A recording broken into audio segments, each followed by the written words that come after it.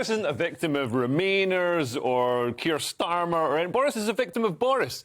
He came in, all right, we knew he was more of a sort of entertaining figurehead, a mayor type. He was an excellent mayor, rather than somebody with, an ideological stance who could formulate policy and push it through.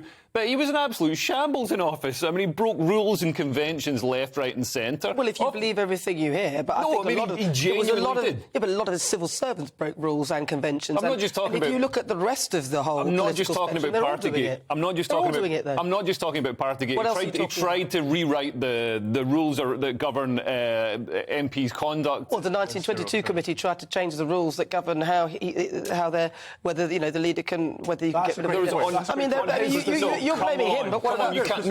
This is ridiculous. Come on. They all keep trying to change the rules. Boris Johnson tried to change the rules of the ministerial code, which is wrong, I give you, which is wrong. But then to get him out, the 1922 committee said, actually, we might have to change the rules on how often we can hold a vote of no confidence. Because they held one, and confidence was proven in him. Well, he won, though.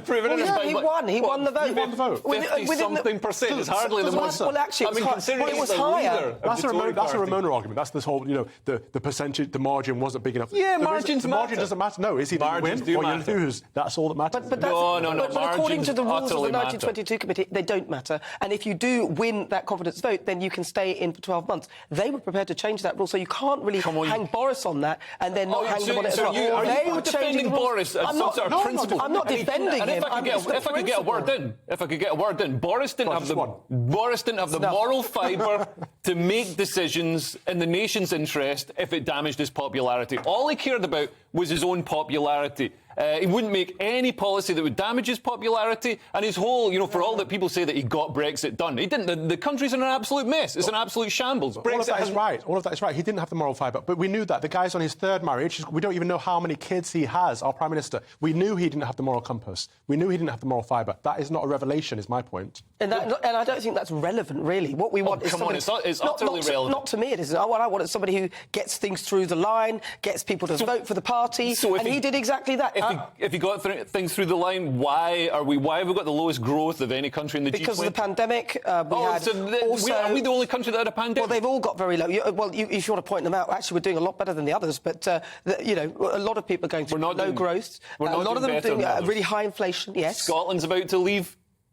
Well, Nicola Sturgeon... Scotland's always about to leave. I mean, Nicola Sturgeon won't let it go. Once she's gone, then perhaps they won't be about to leave. But actually, I beg to differ. I think that Boris has actually... Him going will potentially mean that Scotland won't leave at all. I think Brexit's been shown to be...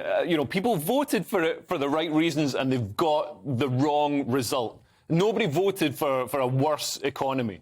Well, you can't... And for all the Brexit was about... A lot of Brexit was about our sovereignty and taking back control of our borders. Yeah. And Boris didn't deliver on control of our borders. No, he hasn't. Nearly 1 million migrants come here.